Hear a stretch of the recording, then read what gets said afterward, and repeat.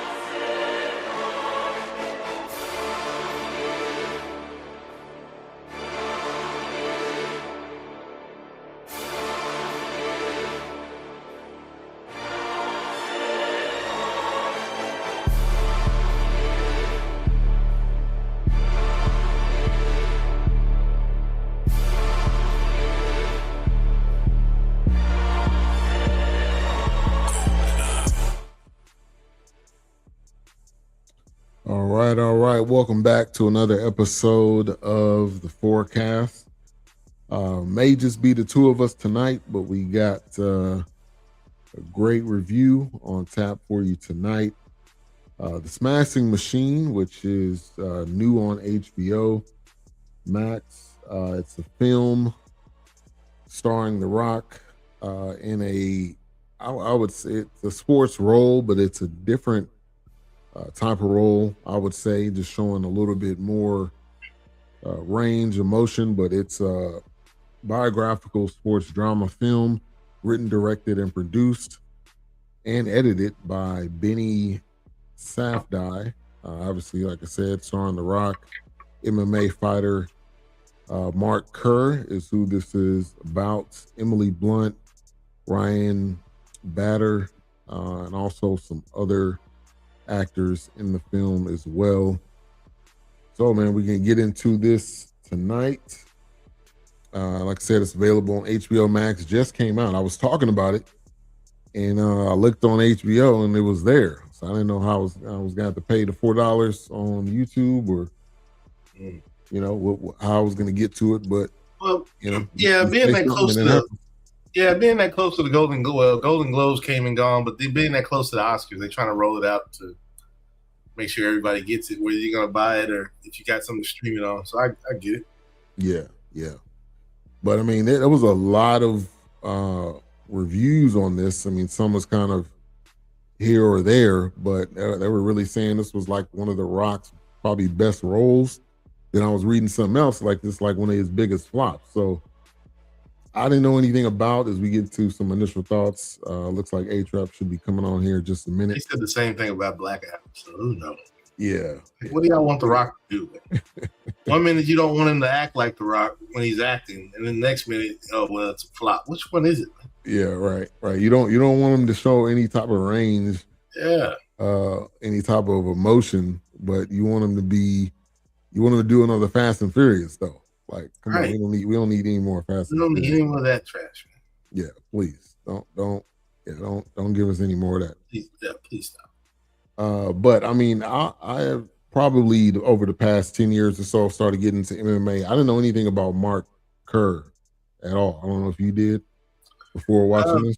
Yeah, I just a little bit, because honestly, Ken Shamrock was the one that for me, really kind of, what I remember kind of took off. But I remember growing up where this stuff was kind of quietly, or it was gaining attention.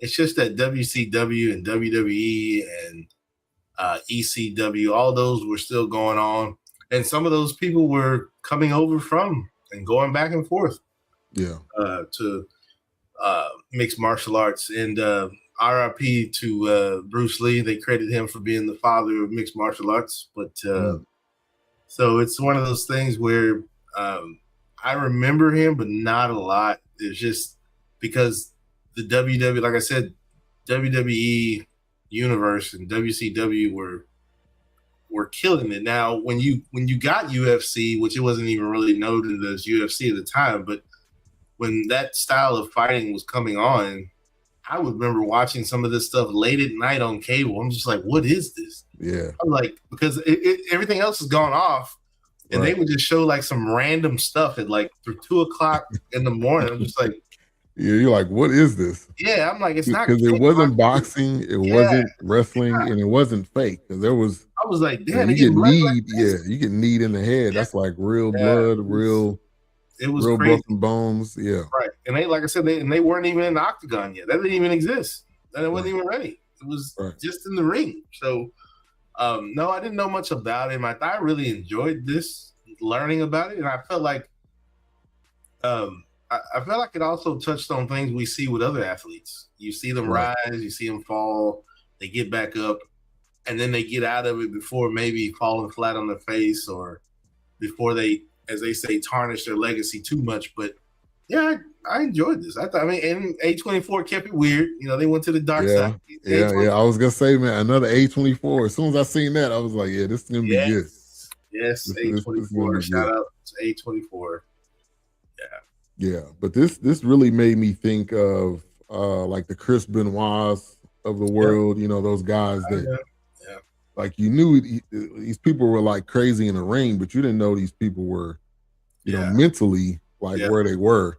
And you never know. I mean, obviously you see them wrestling, you think, okay, they're one type of person in the ring, but then at home you don't know what what their wives and daughters or spouses dealing with.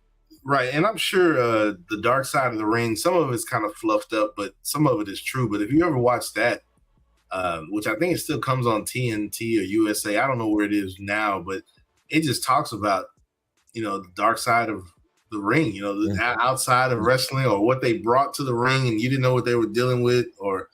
And I know these are two different sports, but it's just the point of it is like you see them dealing with, you know, they have their own personal issues, traveling on the road, the families, the strained relationships or something like that, or they're not getting the crowd they thought they wanted to get because, hey, you know, y'all not putting me on the roster. Y'all not putting me on where I need to be wrestled. You're not putting me up against matches I want, or y'all not listening to my ideas how to design the match. Because, you know, after reading The Rock's book when it came out, oh, gosh, I don't remember that. Oh, man, I think it was maybe 90s.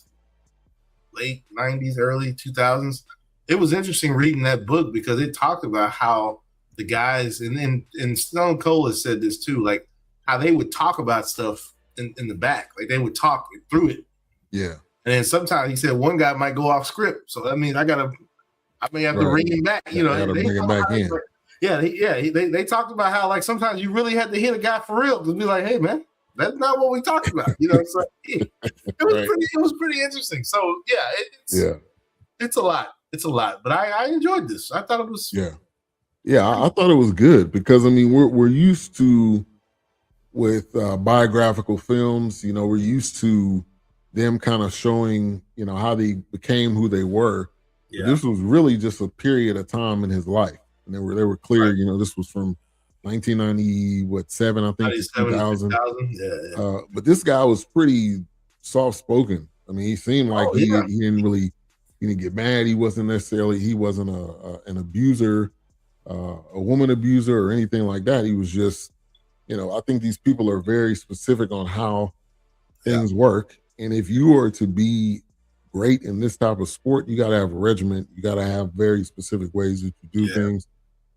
And so Mark Kerr was, they didn't get into a lot of the background. What's up, A-Trap? What up? My bad, man. You good? Good to see you. Mm-hmm. But kind of give us some initial thoughts as you're coming in. The Smashing Machine. But give us your thoughts. This was a very interesting movie. Yeah, I didn't expect what I saw. I enjoyed it.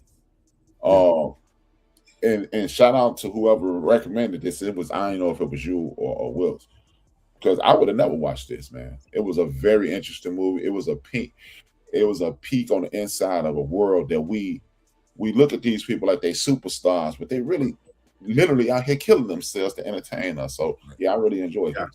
Yeah. Yeah, I mean, I seen it. The preview for it, and it was getting some mixed reviews. People were, The Rock was crying at the I think the Venice Film Festival, like when it came out, and people had their ups and downs about it. But this was a film that showed his range. We've seen him do all different types of things, action, sports. He did one where he was I think he was a dad or something. He adopted some kids or something like that. But this one was more so the in-depth role of a performer. That's really what you are when it comes to this. And I think he did one hell of a job. And this guy was emotional, like sensitive.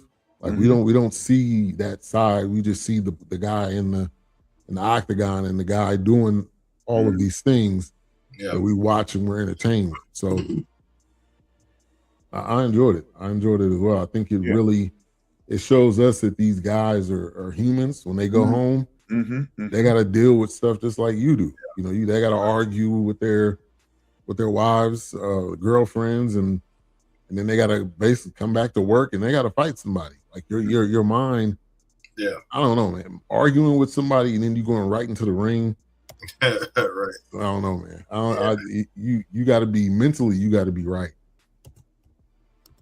Yeah, man. This is a hell of a movie. I appreciate it. Yeah. So Mark Kerr was and he was really the early pioneer of what we call now UFC, which didn't exist then. So this he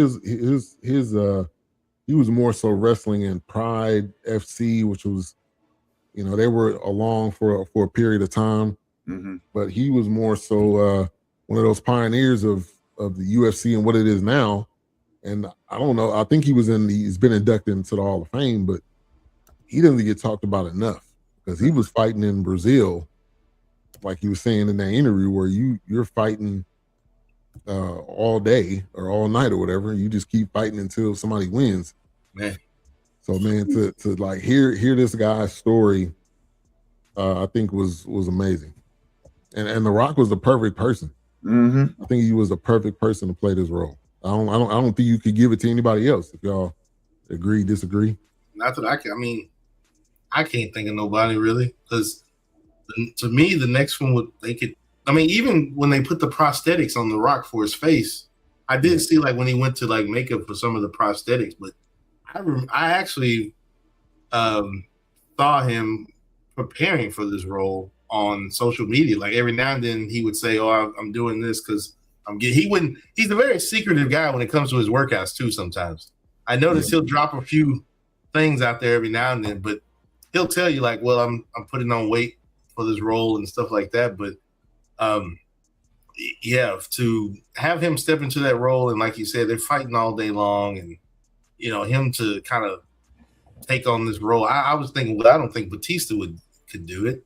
And you couldn't really find anybody else. I mean, yeah, Batista might have wouldn't have been the guy. The only other actor is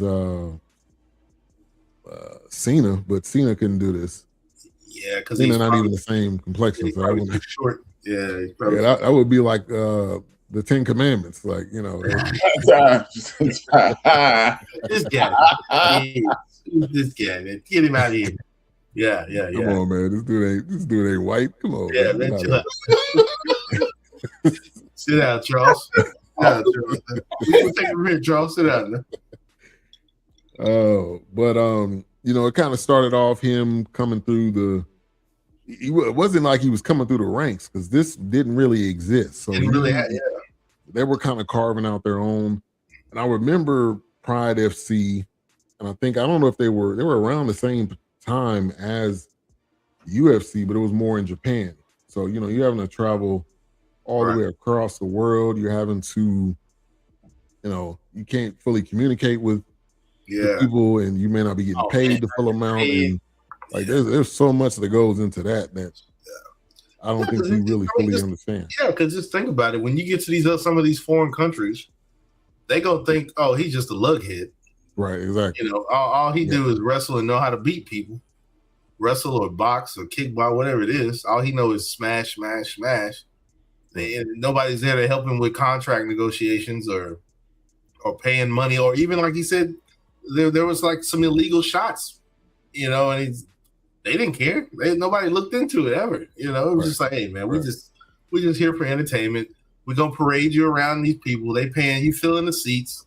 Right. That's all that matters. We don't really care. Just as long as you don't fall out in the middle of the ring. Right. As long as you don't die. Yeah. We're good, man. Clauses in the contract, man. If you die, you better come back, man. You know what I'm saying? Walk it off. Right. Hey, but you know what? I don't think they cared if you died, because they would have just they would just pretend that it was part of the show. Yeah. I mean, they would have just rolled you, put you on the stretcher and rolled you out of there. Yeah. And I remember, I don't know if y'all remember this, the Owen Hart. Yeah. My parents bought that pay-per-view, and we're like watching it, and we're like, okay, what happened to him? Yeah. Later on, you figure out, that the tape delay and all that kind of stuff. You end up figuring out that the guy died in the ring. Yeah. And like Bret Hart to this day still has beef with WWE for how it was handled. And I mean, the whole Hart family, just on a side note, them dudes that was WWF, WWE like royalty. Oh yeah, absolutely. Yeah, the Von Erichs.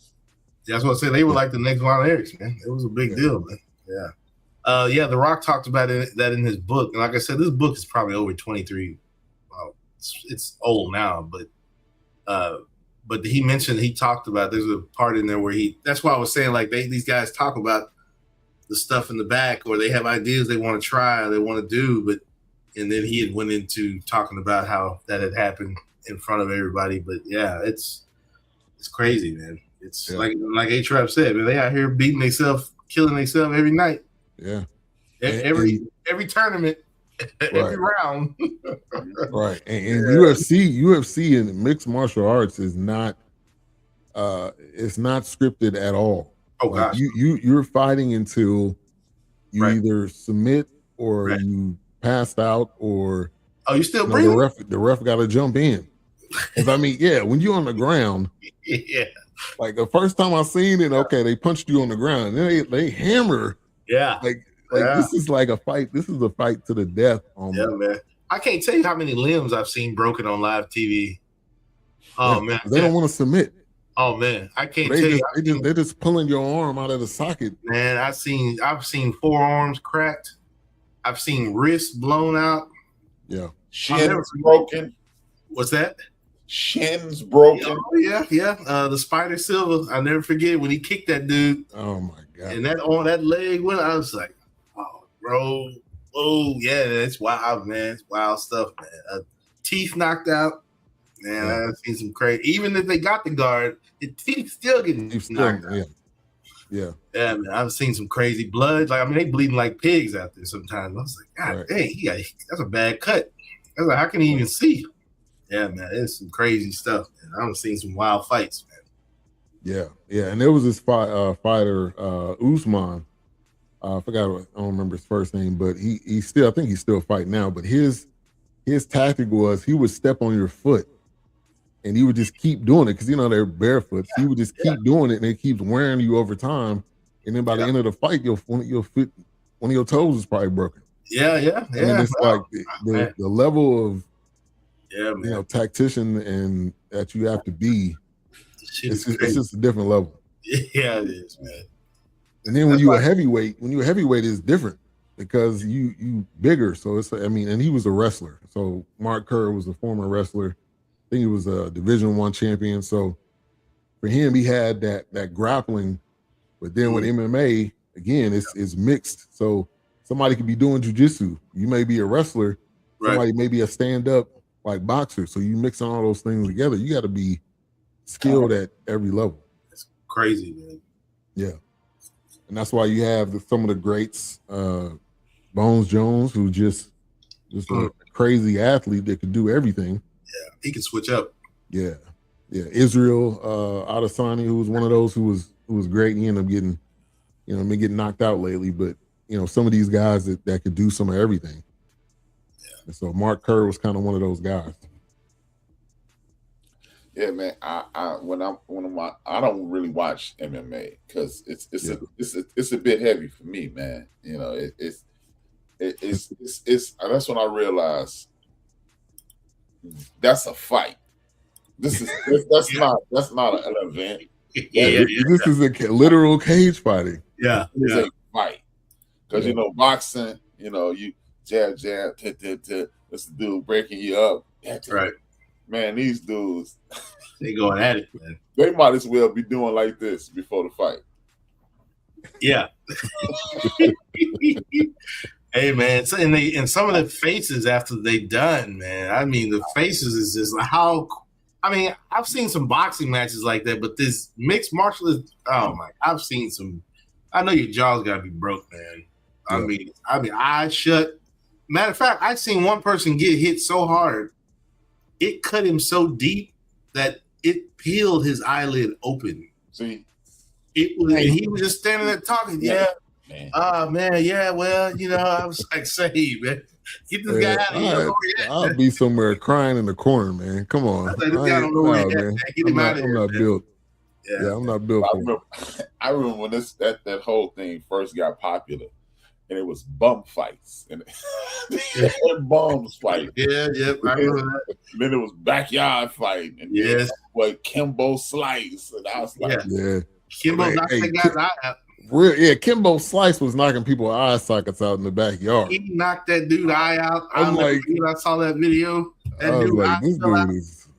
This dude is crazy. Hey, rest in peace to him, man. He ended up making it to the UFC too. Had a couple of he did. He was in there. But that man was trashing him. Because that's different. You may be able to stand up and box, but you might be wrong. Yeah, it's different. But you know what? I've noticed this is something I have known. Like you mentioned earlier, it's not scripted, right? Mm-hmm. But it is finagled. Oh, to a point, yes. Yeah, absolutely. Like when they see your name rising, they'll put you up against a bunch of Rudy Poots. Yeah. Him up. You feel the feet. Right. They give you some lobs. Yeah, that's true. Yeah. That's why I said we got to fill the seats. That's why I was saying earlier, like with wrestling, even though, yes, it's heavily scripted and they talk about what they're going to do, but you still want that stardom. You still want to be a superstar out here. Something has got to catch the people. And if they're not putting you in fights or matches you don't think you deserve, I mean, then your idea, unfortunately, a lot of them don't take off. A lot of them is like, I've seen people I know, like I said, I know this is two different sports, but it's like I've seen people in the wrestling world will switch their whole approach.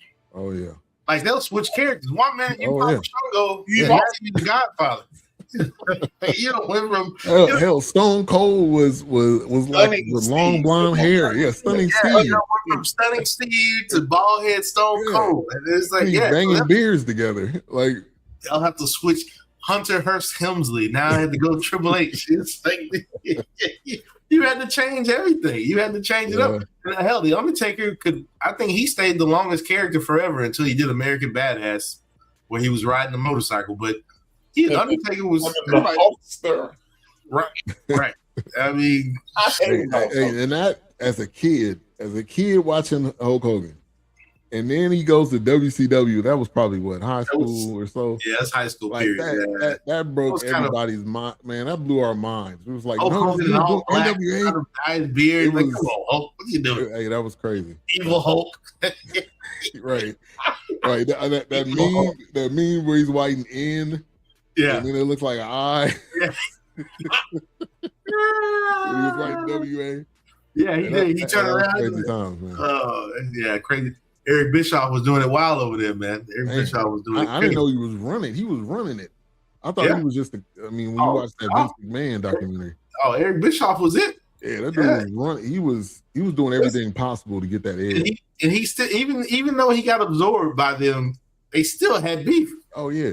He still had beef. He was kicking their butts for a few months at least. WCW was almost a year. Yeah. The ratings. Video and Goldberg, when Goldberg came around, he was their Stone Cold. Goldberg. Come on. I switched over at that point when I seen Goldberg and all the number of fights he had that he won and all that. Oh yeah. They were killing. And then ECW came on, and stopped out by then. Now ECW, you was dropping people off tables and slamming people on barbed wire. Yeah, ECW was wow. But I mean, you had a couple of them, Taz and Sabu, and you had a couple of guys. But yeah, that was the 90s. That was towards the end. That was toward the end, probably. Me and Wilkes. 90s wrestling was something else. But let me pull up this picture real quick. This was early UFC. This was when dudes could wear shoes.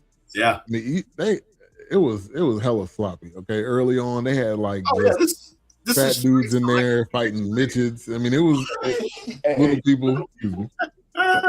Hey, but it was messy. Okay, they didn't have an identity. Yeah, this was definitely a select your character situation because the dude is in straight karate kimono outfit. Right. The man is over here in his workout gear and some boxing shoes. He's like, "Come on, man, what's happening, man?" Yeah, man.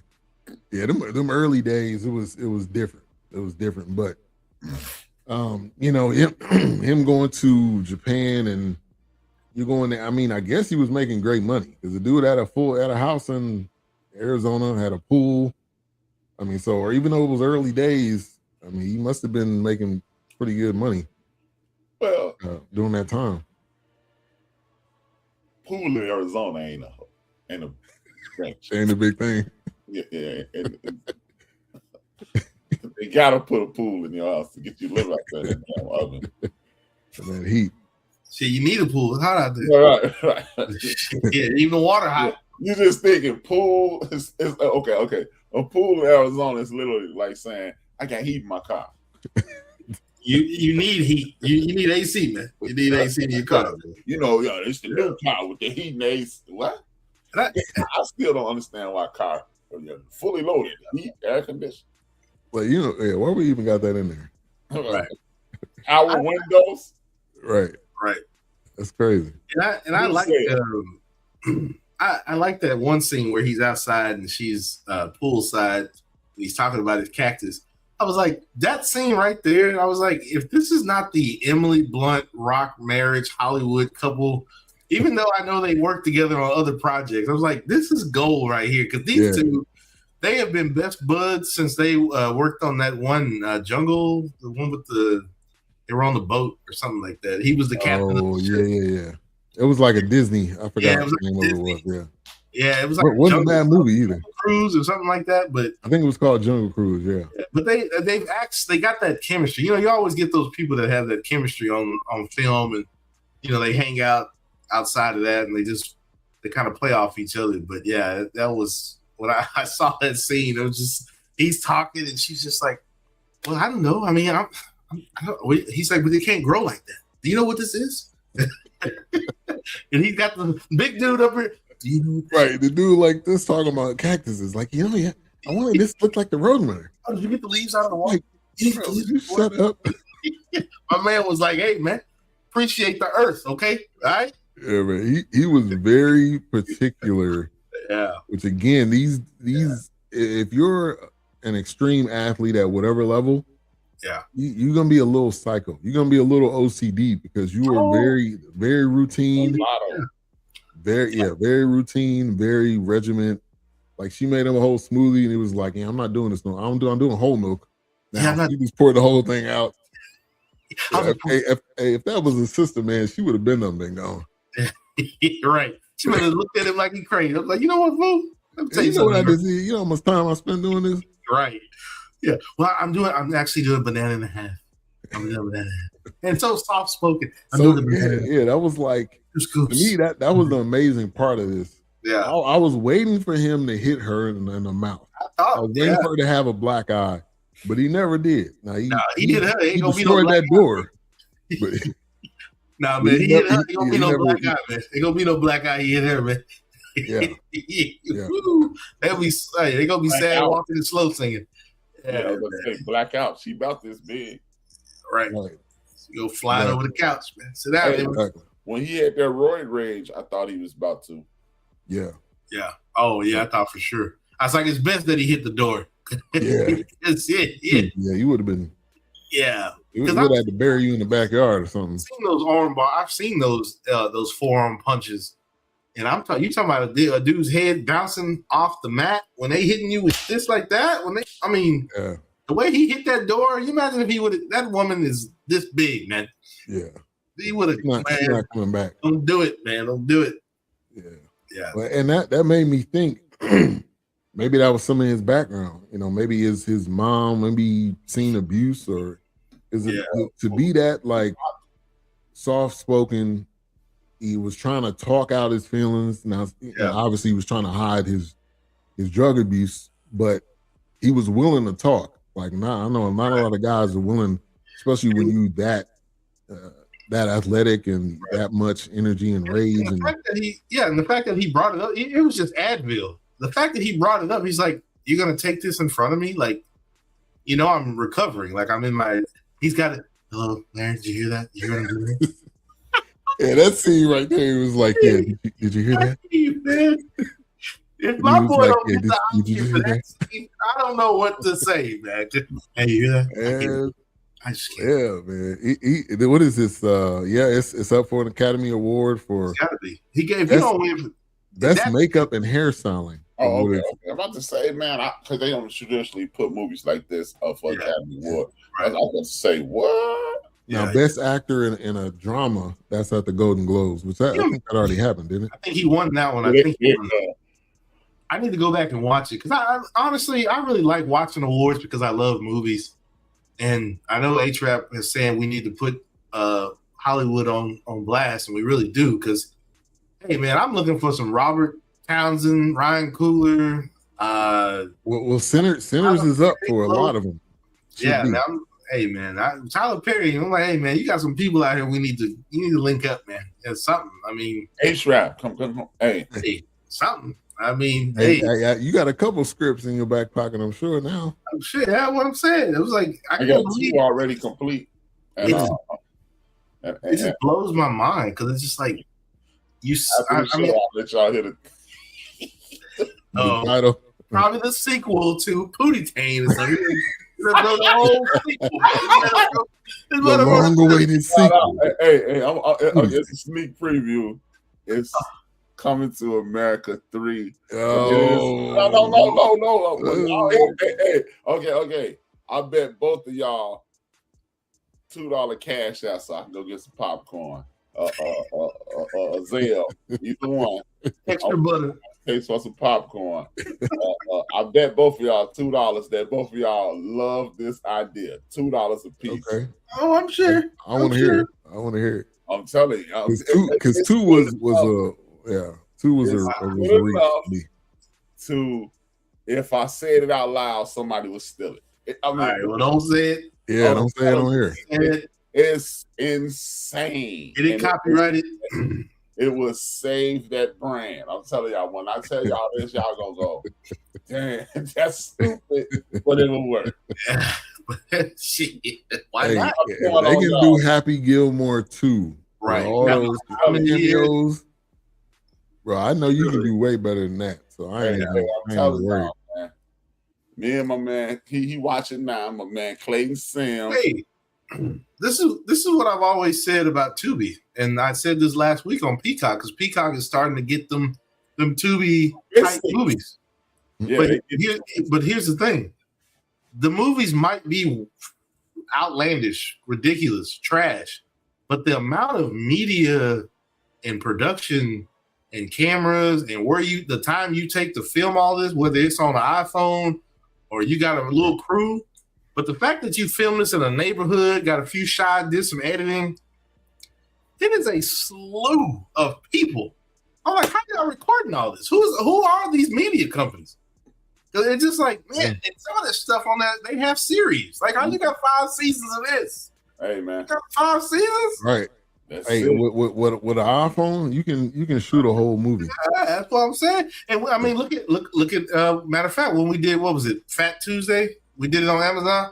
Yeah. But like he said, now people just do it on Instagram. They just do it on social media, TikTok. They're making whole little skits.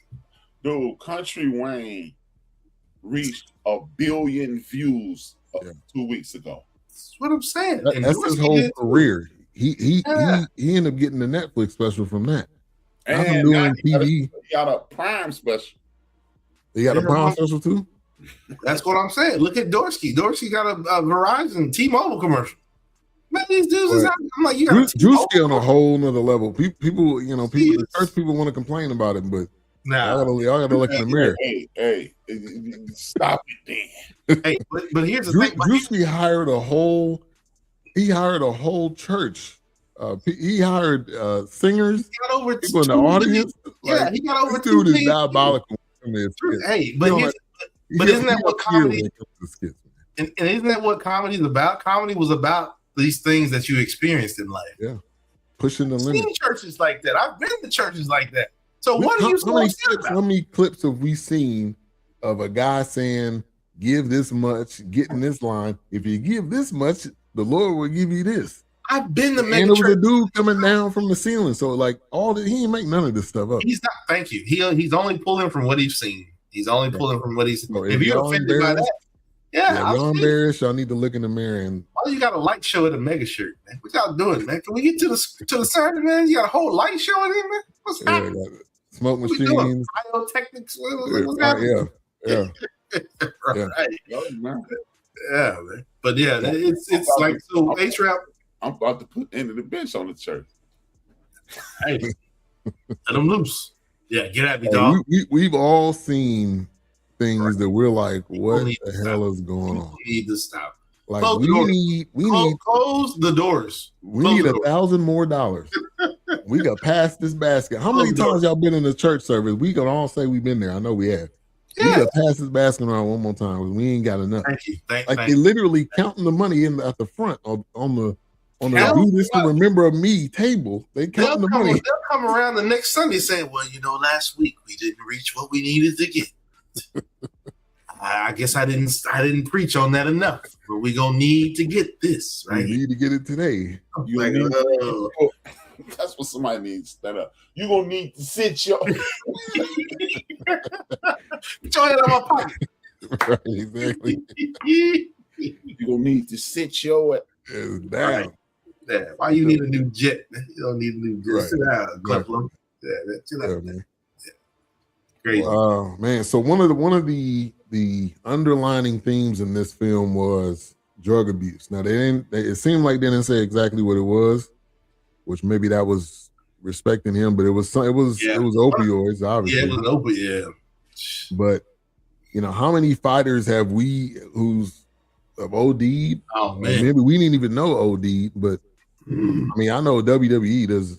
Mr. Perfect didn't he OD? Hey, it was a heart attack or something like that. Rick Rude joint fell off. Ravishing Rick, yeah. Wow. Man. Yeah, man. It got hard, crystallized, and fell off. Wow. Yeah, man, shit's crazy, man. That's why I'm saying that happened to me. Boom. They never. I ain't going out like this. It was like, oh, it's like that. Oh, okay. Yeah. Oh, you leaving me? People never know about the other part. Yeah. Wow. But and I think I don't know this for a fact, but it seems like Mark Kerr was well involved with this, and he was able to control the narrative. They didn't show him laying on the ground. They didn't show him, foaming at the mouth. It wasn't. It was more so. This is what I went through. I mean, y'all can read in between the lines and figure out that he OD'd. But I mean, there's been a ton of fighters that we've seen that have gone through this, and it's not easy. It's not easy to deal with the pain and the struggle and all those things that you deal with. And for them, it's a lot of the time it's extreme pain that we can't even imagine. And a lot of times you need something to take the pain away, and then you end up getting it more. And then he was, these dudes got a relationship with doctors, and they can just he was just calling them up like, hey, I need you to change this prescription. Or he was going in there. It looks like he was probably maybe taking it while he was in the hospital room or.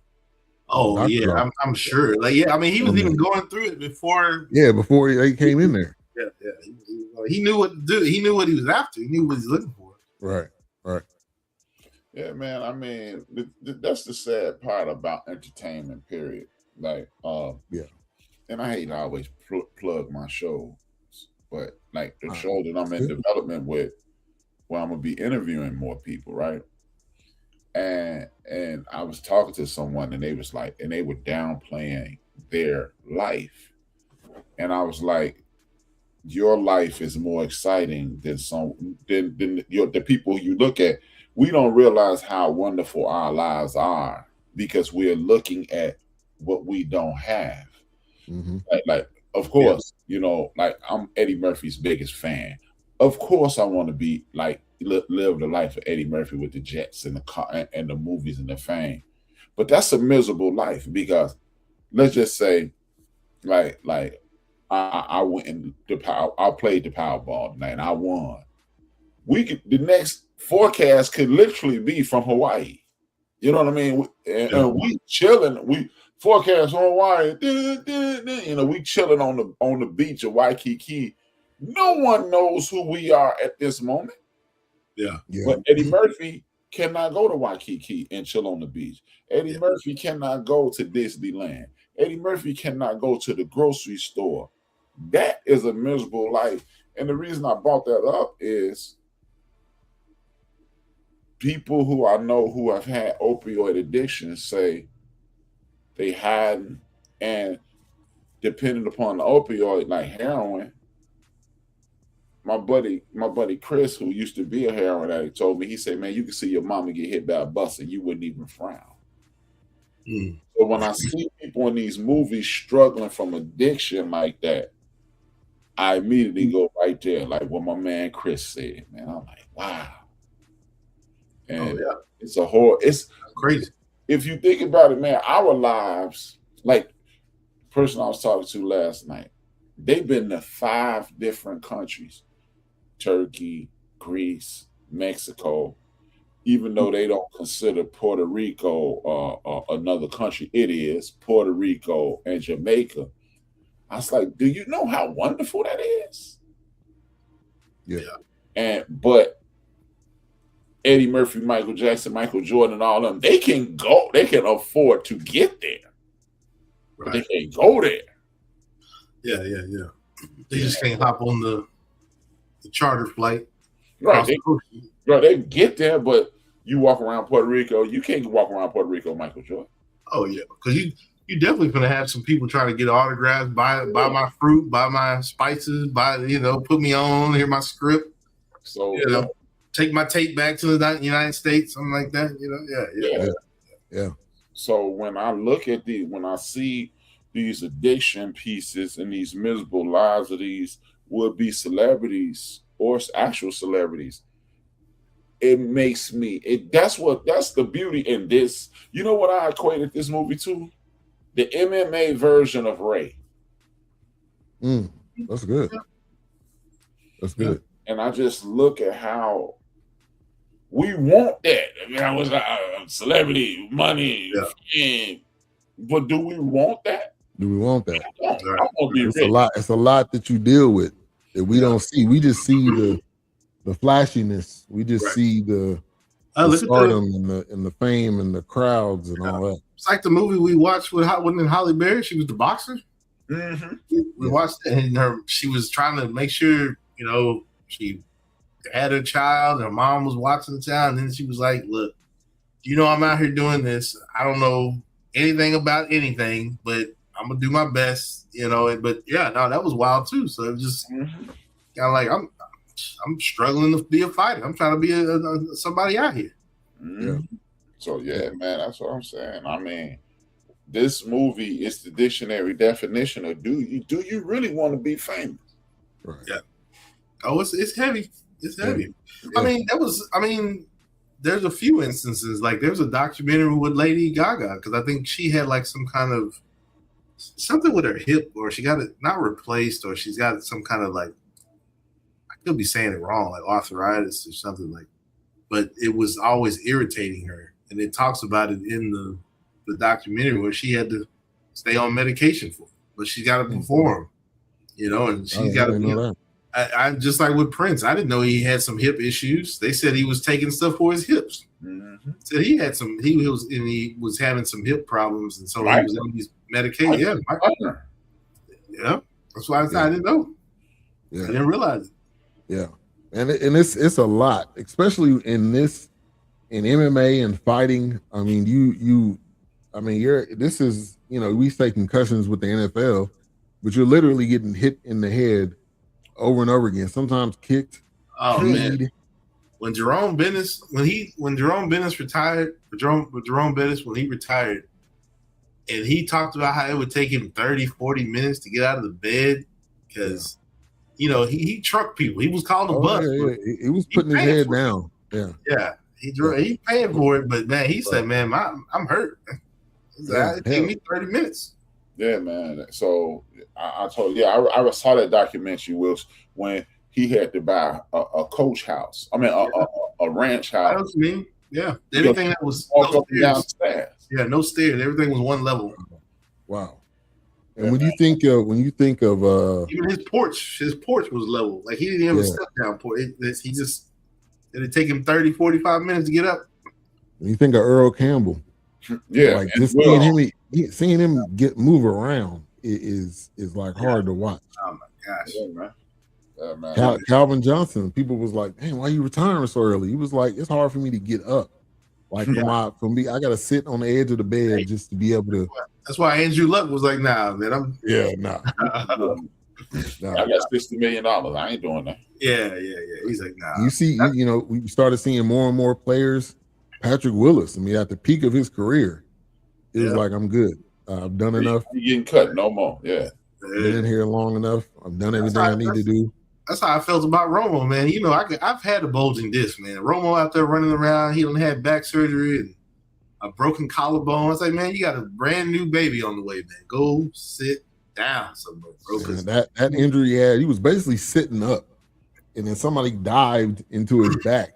I mean, you can just feel. You can only imagine. When he reached back there, I was like, man. And I have it's over, man. And I know. I was just like, nah, man. Next hit, man, you might be paralyzed for a little bit, man. You better go sit down somewhere, man. Mm-hmm. Yeah. So when you're watching this, man, it is a horrible life being a traditional celebrity, a Steve Urkel, Jaleel White. The fact, look, think about that, man. I called him Steve Urkel. Right, before Jaleel White. Right, exactly. Yeah. That's what we all called him Urkel. We didn't even call him Steve Urkel. We just called him Urkel. Yeah. It's just like Jaleel White was like the that was the second thing you would call him. That was another personality. Richard or whatever his name was. Yeah, Rudy. Yeah, she's still. I just seen a picture of her. She was on some show she was on or something. I was like, man, look at Rudy doing her thing. And like, her name ain't Rudy. Yeah. Eddie Murphy made fun of Ron Howard when Ron Howard hosted SNL one week. He was pretending to be like a Johnny Carson type, and he kept calling Ron Howard Opie Cunningham. He said, "Look, little Opie Cunningham, man." Mayberry out here. Andy Griffith though, man. Chill out. Yeah. Right. He's like, my name is Ron Howard. He's like, hey man, you Opie Cunningham. You ain't nobody else, man. I'm quiet. Yeah, it's like that.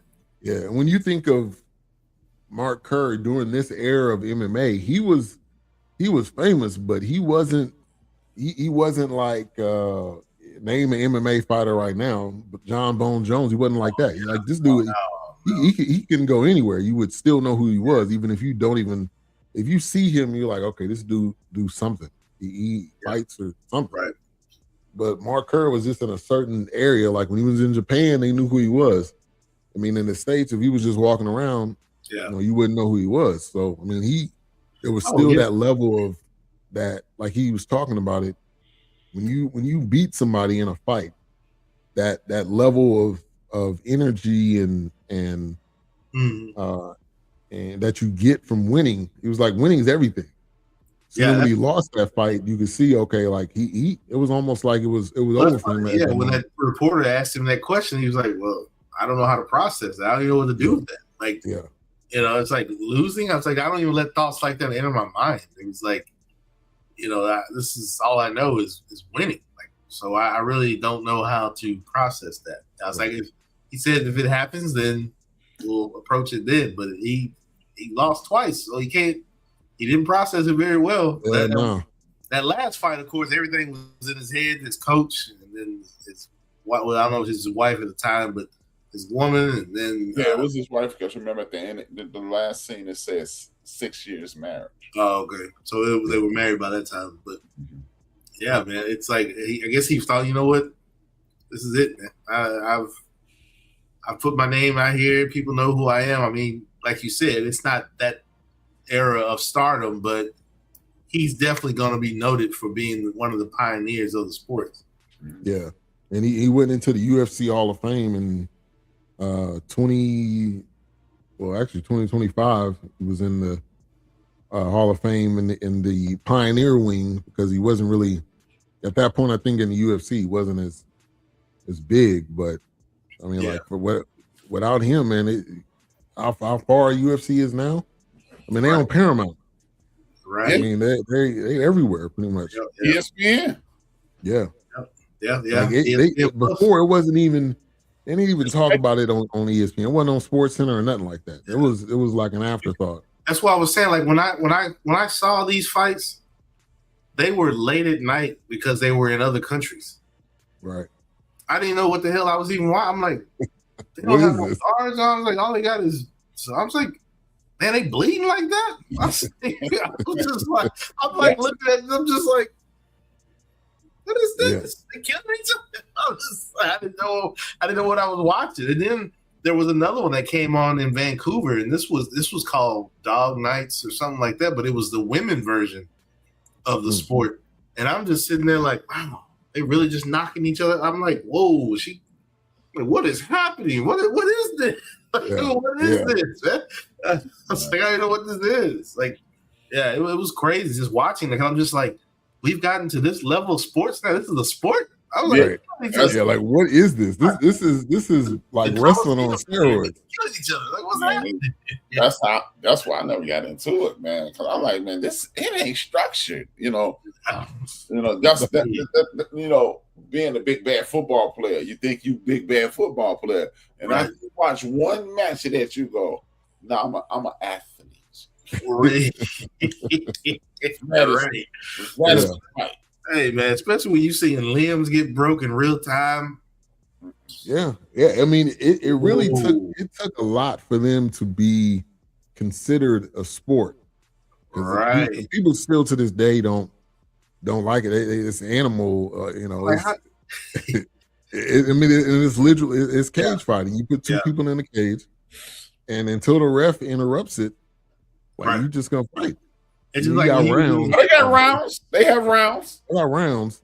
But I'm saying until the ref jumps in. Yeah. If the ref don't jump in, I mean, there's plenty of times you see stuff knocked out. That's why I thought that scene was pretty funny where he was in the waiting room. He's like, "Oh, you're probably looking at my eyes." And he's explaining like, but the funny thing is that scene too. I wonder if they're gonna show that clip during the Oscars. The way he set forward to talk about the sport because he enjoys it that much. Yeah. That resonated with me because I've seen a lot of people that have these interests in things. And when they grab your attention and you allow them to explain whether you think it's lame or not, or you don't get it, but something lights up in their eyes or their body language and they just come to life. It's just like, oh yeah, I'm kind of, this is what I'm into. You look like you like this kind of music, or you like you in the art, or blah blah poetry, blah blah blah, whatever. Those kind of people. And when I saw that scene right there in The Rock, the way he kind of set forward, it's like he took pride in like, look, I know it's not the best sport, but it's something I'm good at. I enjoy it, and if you have time to let me spiel about it and talk about it, I can kind of explain what it is. I'm not trying to make you a new follower of it, but I just saw that joy he had for it, that respect that he had for it, like for himself. Like, this is what I'm into. This is why I'm beat up like this. But I can assure you, I'm beating them up too. No pun intended. Yeah, man. So that just showed that he wasn't just a meathead. He wasn't just a dude that liked to fight. Yes. Yeah. And this showed the multifaceted level of people. I mean, he had a girlfriend that he loved. I mean, and she was getting ready to kill herself at one point. I mean, like that whole scene right there was crazy. Yeah, but then you show him being able to. He was an ambassador for the sport. Like I'm gonna explain this to you. I'm gonna tell you what it is. I'm not saying you got to watch it, but I'm saying it's similar to. He even broke it down. It's similar to boxing, but there's different parts of it, and you just see who's best. I mean, so this I don't know what he's doing today, but he would be an amazing spokesperson. He could go around and talk about the sport and explain it, and for people that don't know what it is or don't like it or don't necessarily agree, but he could break it down to them. He's healing. Yeah. Yes. And they were saying he has some type of kind of, let me see what it says exactly, but he's dealing with some type of issue, I think like nerve issue, which I wouldn't be surprised. Yeah, it's often called neuropathy, where it's like a damage to his nerves. Yeah. I mean, I wouldn't be surprised. The way he was getting kneed in the head, like ain't no way you should be able to do that. Which they said it was illegal, but he was doing it. But I mean, to get kneed directly in the head like that, that's ain't no. I don't know how you can come back. And I don't think he ever really came back from it. Hey man, I wouldn't. Even when they went to Carnival, when they had the demolition thing, that car ramming into the other car, he was just thinking about how he was getting hit like that. Like, so of course another A24 moment, very weirdo to compare. Like the music too was like A24. Like me, Erica and Ari watched it. I mean, they were like, man, what is this? And I'm like, I enjoyed it. Of course, somebody like me, I enjoyed the music. Actually, I was like, man, I hope they got a soundtrack because I'd love to listen to it. It was kind of like it wasn't muted jazz, which muted jazz is another genre of its own, but it was just some kind of crazy. Now, of course, there were a few songs in there that I recognized. They were actual like vocal songs, but the instrumental parts, I wouldn't mind listening to that if it was like on an album or something, or just to see what else or who wrote some of those songs. Now, like I said, I know the other stuff was, I think one song was Elvis Presley, the Frank Sinatra cover, and then there was another guy, he covered an Elvis Presley song, but so I couldn't remember his name, but Larry something. But it was an interesting soundtrack, to say the least. I'm like, it was all over the place. I mean, it had all over the place, different, like, different music. Hey, soundtrack. Didn't hear it. Yeah, didn't notice. But they actually do have a soundtrack. So I'm assuming it's probably on streaming platforms. But it's like jazz and blues. That's what I said. It sounded like muted jazz when I heard it the first time. I was like, I'll check it out. I don't mind. Yeah, but again, man, A24 with another, they're just so out of the box. Like none of them look the same. None of them are, that's A24. You know kind of the style. Actual optics are the same if you look at it. The look, kind of drone shots. And just how they were able to show, with the fights, they would zoom in and kind of show him. And like when he was kneeling down, that last fight he had, he ended up losing, but it just showed how, and he was just like, I just couldn't move. But when it zoomed in, you could see like he was frozen. Like even if he wanted to move, he just couldn't. And I think at some point, even with fighters, they don't know. I think inside they know, okay, like I'm done. But after that fight, he still fought another 10 fights or more. But that's just the same with Ali. Yeah. He knew he was done, but he didn't want to be done. Right. And that's any great. I mean, a lot of times they don't know when to step away, and sometimes it just gets embarrassing, and then it's almost at the point where either you so badly injured or hurt, or your family's got to jump in and tell you. Yeah.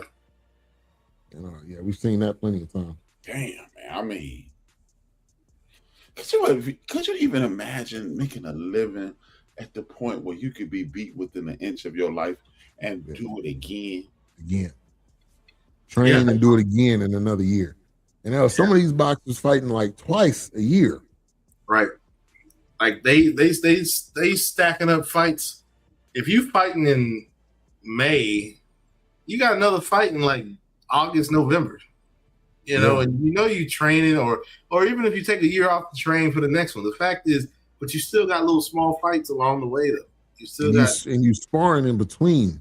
Right. So say you break, there's fighters breaking their arm, breaking their bicep, doing a sparring. So that means you got to wait even longer. Yeah, you got a match in 6-7 months. You working out every day, 8 hours, 12 hours, depending on conditioning and all that, bulking up if you need to bulk up, or slim down, the cut as they call it. It's like, come on. Yeah, that's a different level. Yeah, because you're trying to be better than your opponent, obviously, and then you want to get in their head because they're gonna try to get in your head. I'm in my head. Yeah, right. I'm out here, man. Yeah, you gotta, and then you gotta be, like you said, disciplined because you gotta be on a food routine. You can't, if you know what, hey, this is what I eat 3 days a week, whatever. I can't veer away from that. I can't even get an inch away from that. I got to stay locked in. Yeah, it's crazy. Yeah. The discipline that comes with it.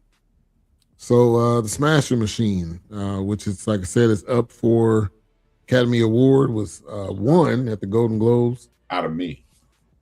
I didn't even know it was up for the Academy until I saw the Golden Globes. I was like, oh, it's a nominee. And so where would you put this? The Rock has done action.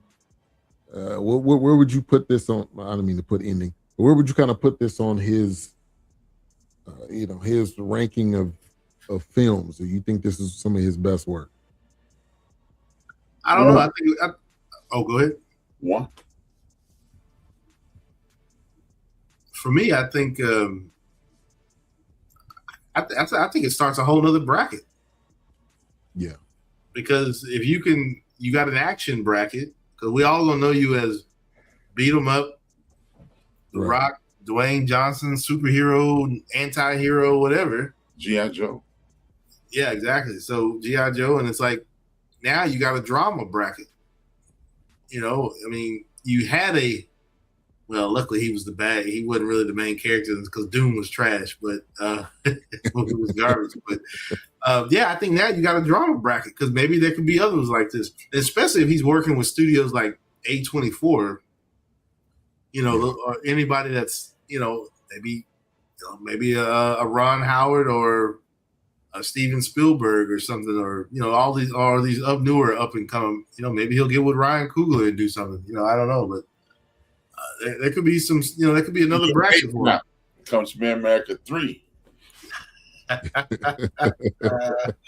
Go be in there, baby. Go be in there. I'm telling y'all ready for this $2?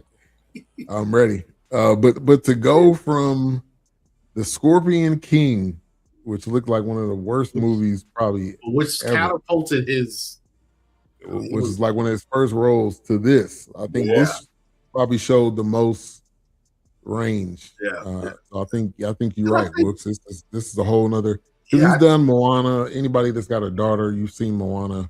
And he's half Hawaiian. Kind of the funny, the kid movie, but I don't think I've seen anything like this before. So he's coming into his own. There you go. And he's doing a live action version of Moana. You got that coming up this year, and Jumanji again. I don't know if this is they've been a sequel. Cooking. Is that the third one? Because they've been cooking with Jumanji. That's what I was thinking. Is this the second or third one? Oh gosh, I think Emily Blunt's in that one too, ain't she? No, Emily Blunt's not in that one, but this boy Kevin Hart's in there though. Kevin Hart, Jack Black. Yeah. Hey, fun fact: I've never seen Jumanji. Not even the Robin Williams one. I've only watched the one with Robin Williams.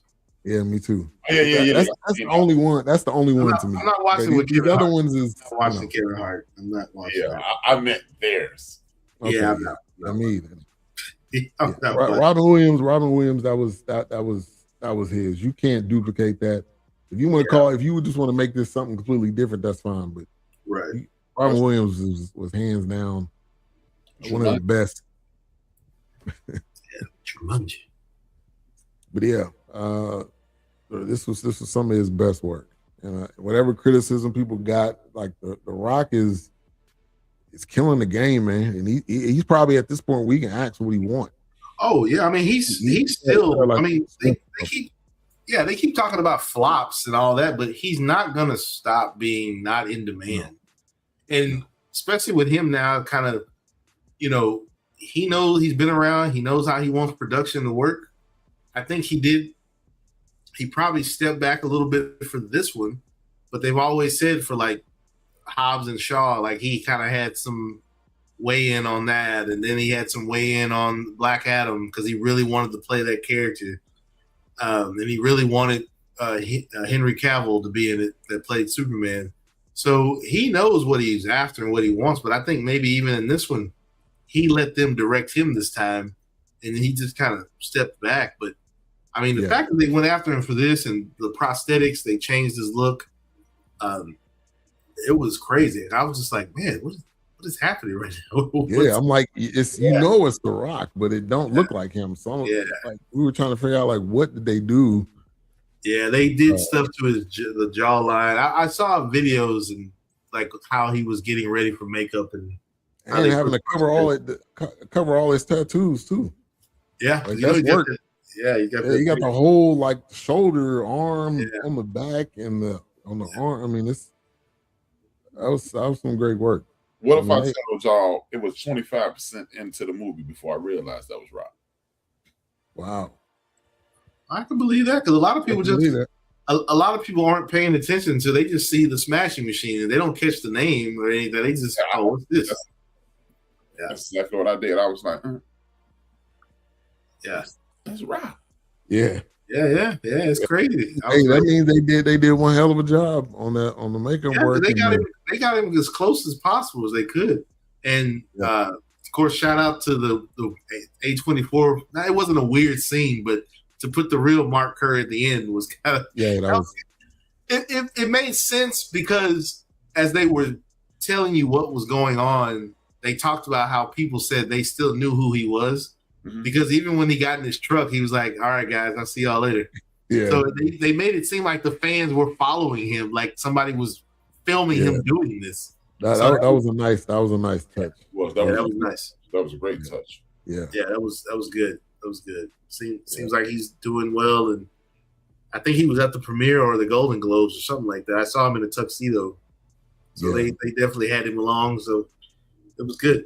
Yeah, and this is a book. So I think this is based off a book that he wrote.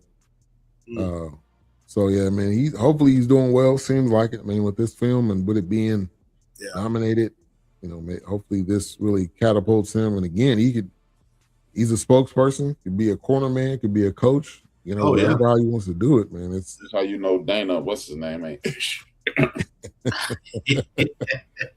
Yeah, man. That's a whole nother white. Dana. Yeah. Him and I was the delayed white. him and the podcaster. Oh God, Seth Rogen. Seth Rogen, yeah. Joe Rogan, what is his name? Joe Rogan, yeah. Joe. Sorry, Seth. My bad. That's the actor. My bad. Seth's probably rolling up on him right now as we speak. That dude, he got the highest laugh. Oh gosh. All right, but let's get into some final thoughts. Mike rating, The Smashing Machine. Once again, it's available right now on HBO Max. If you have that, you can go check that out. They also got a Mel Brooks documentary on there. I saw that. It's a 2-part. I started watching some of that today. I kind of feel it's the Billy Joel one too. Billy Joel was pretty good. I didn't finish Billy Joel. I think we do that next week. Mel Brooks. Yeah, I agree. Oh, absolutely. Mel Brooks. Oh God. Man. It's the world, man. Yeah. A lot his backstory is amazing too. Some things I didn't know. So yeah, we definitely I had just thought when I looked this up. I was like, yeah. Funniest dude, one of the funniest filmmakers in the history of the world. Yeah. If he is he still alive? Yeah. 99 years old. Yeah, he's still around. You see if I get him my script for Coming to America 3. Or it's too late. I'm telling y'all, man. If you heard this, y'all, I got the $2 ready to send me. I'm telling you. I'm ready, and they're working on Spaceballs too, which I don't know. I don't know if they're ready for that, man. If he's doing it, I'll do it. I think he's working. Yeah, he's working with them, but they don't know if Rick Moranis is coming back. You know, they wanted Rick Moranis to come back. I'm like, do you really need Rick Moranis? I mean, we like you, Rick. I don't know, man. I don't know if they're ready, man. I don't want them to ruin on that movie, man, because that's a classic. I don't know if they're ready. Greatest scene in the history of. There's two things in Mel Brooks' history that I love more than anything. The pick scene in Spaceball. They was combing the desert, and the white guys were combing the desert, and the brothers had a pick. Yeah. And when Moses was at the Red Sea and the dude was robbing him, he said, "Keep your hands up." Yeah. So here's the lineup. Supposedly, Mel Brooks, Rick Moranis looks like he's in it. Bill Pullman, Daphne Zignia. R.I.P. to John Candy because he can't be in it. Yeah, John Candy won't be in it. Yeah. Josh Gad, maybe he's gonna be the John Candy. Now Keke Palmer's in it. Keke Palmer don't be. Game over. Just be regular, okay? Don't go extra. You don't need to go extra in this, okay? This is a laid back movie. So we'll see. But yeah, it's called Mel Brooks 99. Tonight, bro. I'm watching it tonight, man. The 99-year-old man. 99-year-old man. Yeah. Hey, man. Yeah, man. Hey, Life of Brian, History of the World. And he was, man. Robin Hood, Man in Tights. Life of Brian. But final thoughts, A-Trap. Great movie, great insight on the genre of entertainment that I am totally disconnected from. I'm totally ignorant to it. It almost compelled me to watch it, but I'm not. But I like it. Shout out to The Rock, man. Because I don't want to watch no fight, man. I want to watch a competition. No, it's the Coliseum out here, man. They trying to kill me. This is Coliseum. Yeah. Are you not entertained? Right. And I got another suggestion for maybe we should do, we'll talk about it once we go off because I got a suggestion for us. Okay. It's because it's in accordance to the world right now. But this is an older movie, but I think it would be perfect for us to talk about. Okay. What's your rating? 4 stars. I give 4. Okay. Sounds good.